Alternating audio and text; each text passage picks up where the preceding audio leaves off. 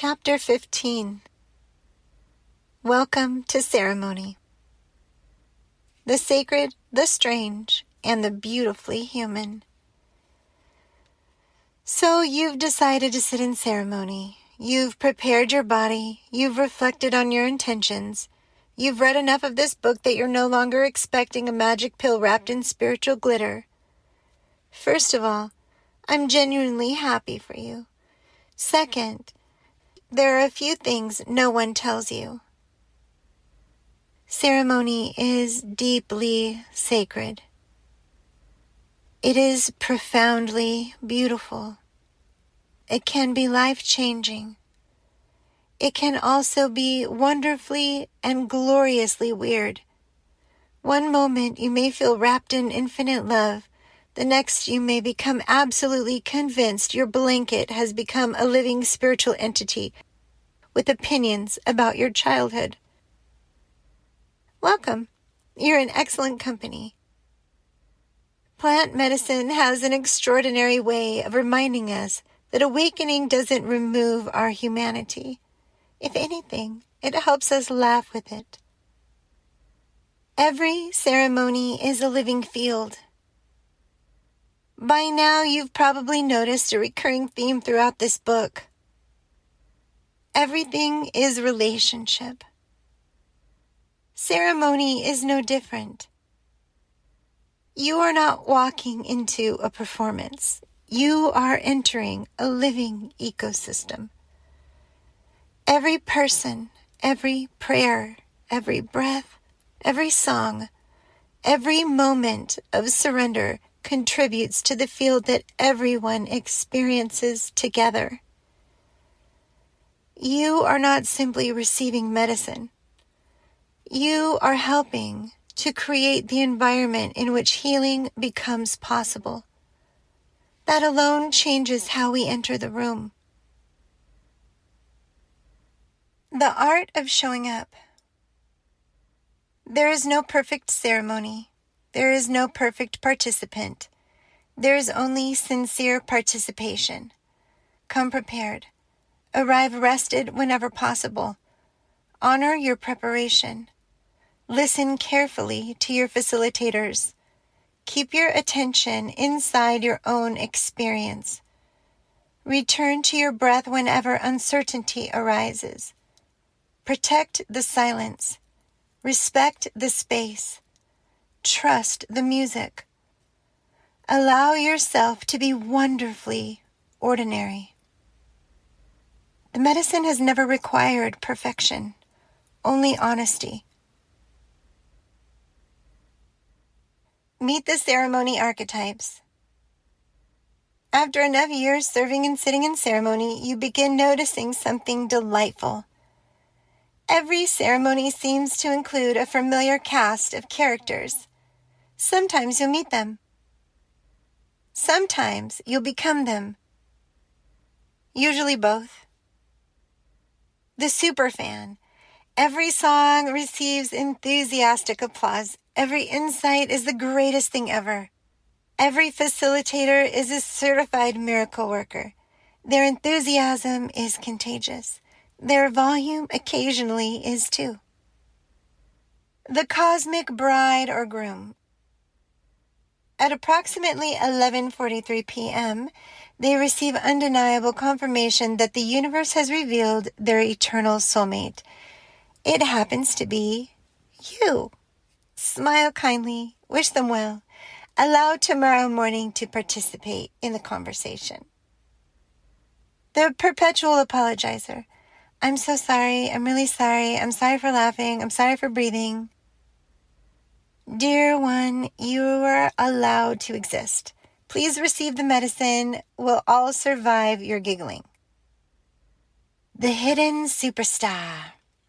They barely speak all evening. Then someone invites them to sing. Suddenly, an angel appears wearing hiking boots. Everyone quietly wonders why this person has been hiding their voice for the last 40 years. The inner child. Blankets become forts. Pillows become trusted companions. Everything is either fascinating or hilarious. Honestly, there is something rather beautiful about this one. Just remember that your own heart is capable of holding your inner child with tremendous tenderness. The philosopher. Somewhere around midnight, they discover the complete architecture of existence. They desperately need to explain all of it immediately to everyone. Take notes if you must. Perhaps wait until breakfast before announcing your unified theory of reality. The medicine athlete. They suddenly possess absolute confidence that gravity no longer applies. Backflips appear reasonable. Handstands feel spiritually significant. Running seems inspired. No. Please remain seated. Human physics continue working during ceremony. The shadow wrestler. There are sighs, growls, deep breathing, perhaps what sounds like an invisible wrestling tournament. Someone is doing courageous work. Silently wish them well. Give them space. Trust the facilitators. The runner. Every experienced facilitator has a story. Someone becomes absolutely certain they have solved the mysteries of existence and immediately attempts to leave the property wearing considerably fewer clothes than when they arrived. If this becomes you, please reconsider. The universe will still be here after breakfast. The greatest skill is surrender. People often ask, what's the secret to a good ceremony? My answer is almost always the same: surrender. Not passive resignation, conscious participation. Surrender says, I don't need to control this moment. I don't need to understand everything immediately. I can stay with my breath. I can remain curious. I can trust that healing unfolds in its own timing. Every chapter you've read until now has quietly been preparing you for this one. Your nervous system, your relationships, your breath, your discernment, your shadow, your integration. Everything has been teaching you how to surrender wisely. Keep your sense of humor. The sacred and the humorous have never been enemies. Many indigenous traditions understand this deeply. Humility keeps the heart open. Laughter softens fear. Sometimes the medicine teaches through tears, sometimes through silence, sometimes through joy so unexpected you cannot stop laughing. Receive all of it, not because every moment feels pleasant, because every moment belongs. Begin building your optimal field.